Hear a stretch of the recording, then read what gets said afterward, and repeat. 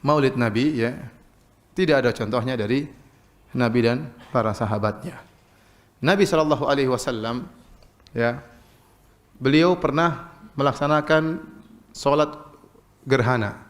Terjadi gerhana, ada yang mengatakan sekali terjadi, yang mengatakan 2 kali ya. Ternyata hadis-hadis yang meriwayatkan gerhana lebih dari 30 hadis.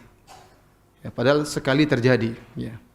Seandainya Nabi SAW tiap tahun mauludan ya, pasti yang dari hadis-hadis yang datang ribuan hadis. Paham, kalau tiap tahun mauludan pasti ribuan apa? Hadis. Ternyata kalau kita cari hadis tentang perayaan Maulid, jangankan hadis dhaif, hadis palsu pun tidak ada. Hadis palsu pun tidak ada yang menjelaskan Nabi pernah bermaulid, apalagi hadis yang sahih. Ini yang pertama. Yang kedua, Al-Imam Malik rahimahullahu taala, beliau punya pendalilan di antaranya, beliau berdalil dengan amalan penduduk kota Madinah, dan ini Imam Malik bersendirian. Tidak seperti imam-imam mazhab yang lainnya. Dia dijadikan di antara sumber hukum adalah amalan penduduk kota Madinah. Ya, para ulama biasanya Quran, Sunnah, Ijma dan yang lainnya. Tapi di antara yang dijadikan dalil oleh Imam Malik yang tidak dijadikan oleh mazhab-mazhab yang lain adalah amalan penduduk kota Madinah. Logikanya sederhana. Kalau penduduk kota Madinah sudah melakukan suatu kegiatan, berarti ini turun-temurun. Mereka wariskan dari sahabat, dari tabi'in, dari tabi'ut tabi'in, sehingga dijadikan dalil. Ya, dan itu suatu yang sangat logis ya, tapi ini diingkari oleh para mazhab yang lain ya. Saya katakan seandainya penduduk kota Madinah di antara tradisi mereka adalah Maulid Nabi, pasti Imam Malik melakukannya. Pasti Imam Malik salat puluhan tahun di Masjid Nabawi, ya, pasti tradisi tersebut tidak akan hilang. Apalagi Imam Malik masih di kalangan tabi'ut tabi'in, ya, masih dekat dengan zaman Rasulullah sallallahu alaihi wasallam, ya. Tapi ternyata tidak ada. Berarti Maulid Nabi bukan tradisi penduduk kota Madinah. Kalau itu tradisi penduduk kota Madinah, tentunya sudah ya diriwayatkan dalam buku-buku hadis, dalam kitab Muwatta'nya Imam Malik disebutkan para sahabat dulu demikian. Oleh karenanya Maulid Nabi tidak pernah dikerjakan oleh Nabi sallallahu alaihi wasallam, tidak pernah dikerjakan oleh para sahabat, tidak pernah dikerjakan oleh para tabi'in, tidak pernah dikerjakan oleh para tabi'ut tabi'in, tidak pernah dikerjakan oleh 4 imam mazhab. Jadi dahulu tidak ada Maulid Nabi sallallahu alaihi wasallam, ya. Saya tanya sama antum, ya. Zaman Nabi sallallahu alaihi wasallam, zaman para sahabat, agama sudah sempurna atau belum? Tanpa Maulid sudah sempurna? Ya sudah, selesai. Seandainya tanpa Maulid sudah sempurna, maka tidak perlu kita harus melaksanakan apa? Maulid. Timbul sebagian orang seakan-akan Maulid itu apa? Wajib.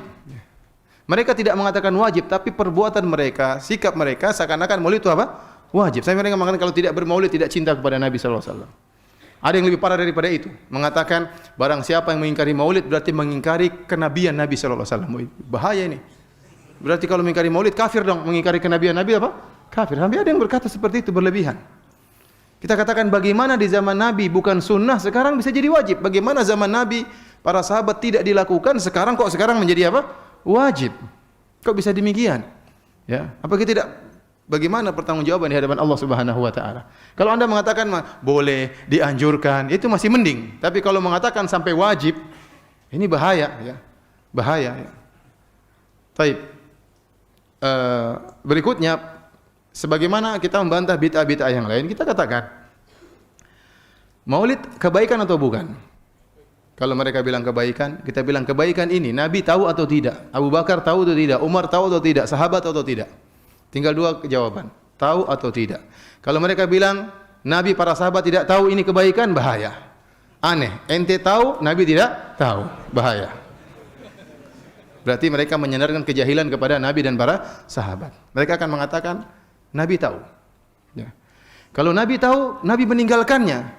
Bagaimana Nabi meninggalkan kebaikan? Para sahabat yang begitu semangat melakukan kebaikan, kebaikan itu ditinggalkan oleh mereka. Terus antum yang melakukannya, apakah masuk akal?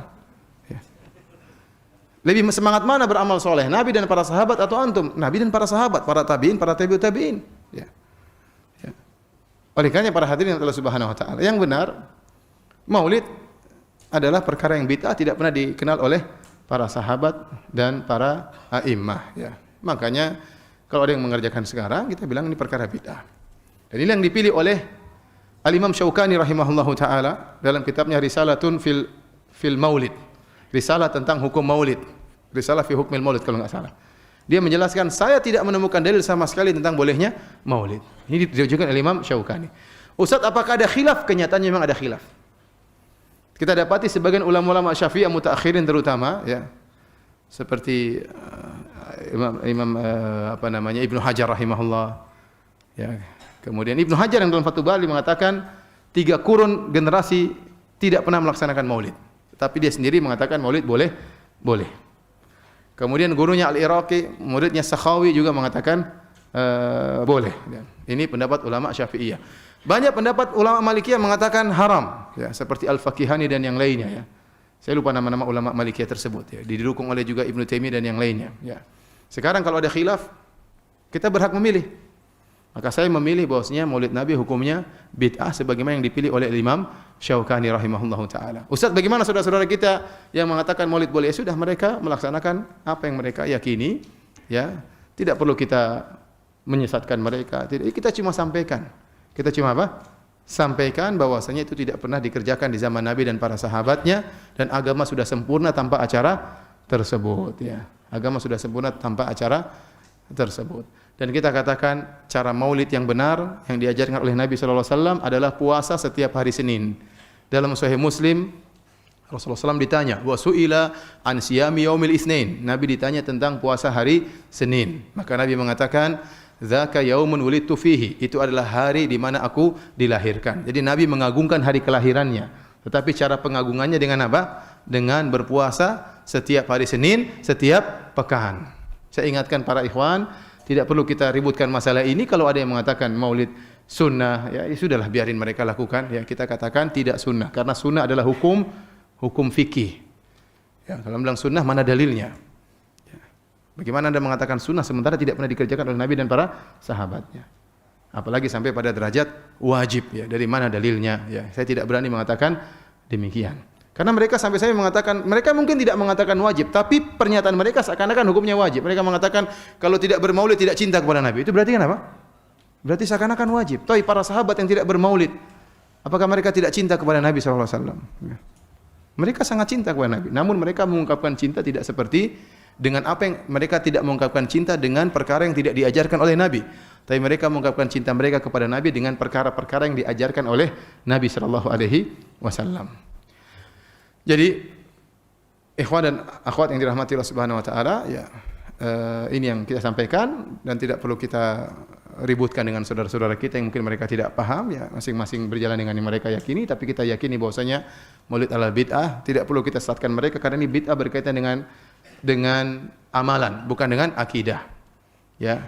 Tetapi satu perkara yang diingatkan oleh Al-Imam Syaukani rahimahullahu taala yang menjadikan perkara maulid semakin parah tatkala mereka meyakini Nabi hadir dalam acara maulid. Ini lebih parah lagi. Ini tidak boleh.